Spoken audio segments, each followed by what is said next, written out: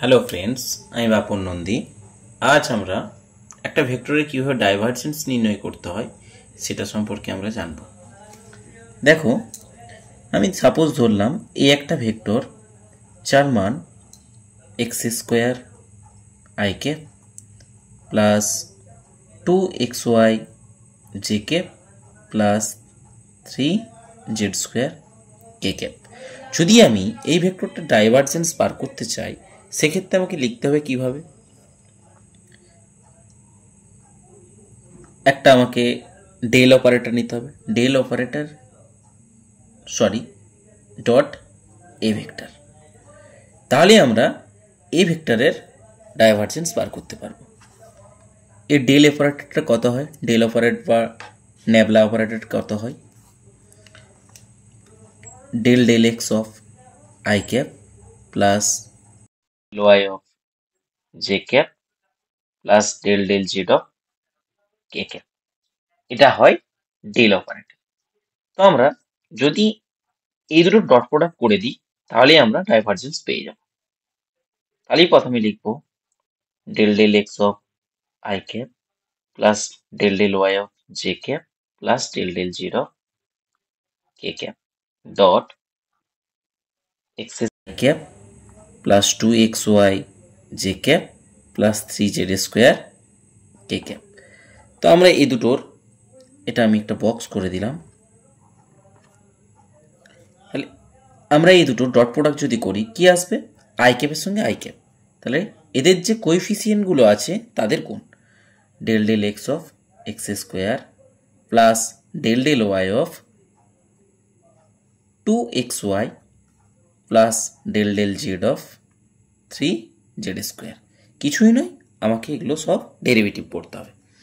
তাহলে এক্স স্কোয়ারের ডেরিভেটিভ এক্সের সাপেক্ষে 2x প্লাস 2xy এর যদি আমি ওয়াই সাপেক্ষে ডেরিভেটিভ করি কি হবে, 2y 2xটা কনস্ট্যান্টের মতো কাজ করবে। তাহলে 2x আর y এর জন্য 1, আমি ইন্টু 1 লিখে দিলাম। প্লাস জেডের সাপেক্ষে এটা করলে কি হবে, এখানে এটা পাওয়ারে চলে আসে, তাহলে কত হয়ে গেল 3 2 6 এবং পাওয়ার থেকে 1 কমে যায়, তাহলে 6z। তাহলে কি হয়ে গেল, এই ভ্যালুটা আমার দাঁড়িয়ে গেল ডাইভারজেন্স। তাহলে এইভাবে আমরা যে কোনো ভেক্টরের ডাইভারজেন্স বের করতে পারবো।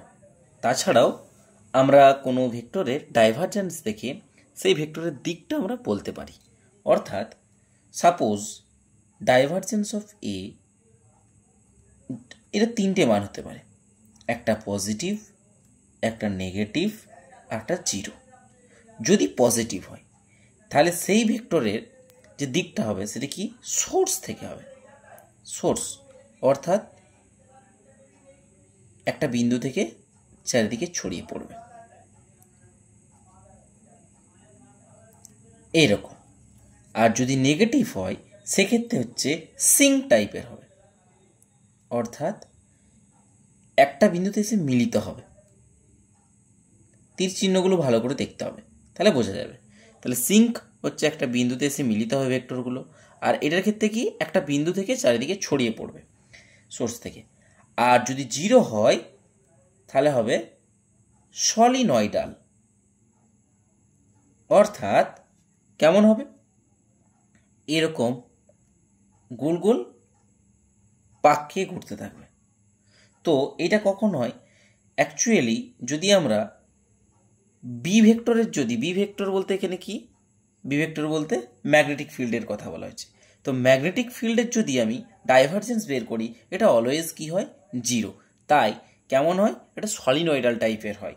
কোনো চৌম্বক ক্ষেত্র বা ম্যাগনেটিক ফিল্ডের যেমন ধরনটা কেমন হয়, এই চৌম্বক ক্ষেত্র টাইপের হয় দিকটা, এটাই সলিনয়েডাল। তো আমরা ডাইভারজেন্স থেকে বলতে পারবো যে ভেক্টরের দিকটা কীরকম, মানে কেমনভাবে কি হবে, সোর্স হবে, সিঙ্ক হবে না সলিনয়েডাল হবে, এই তিনটা জিনিস আমরা একটা ভেক্টরের ডাইভারজেন্স থেকে বলতে পারি। Thank you.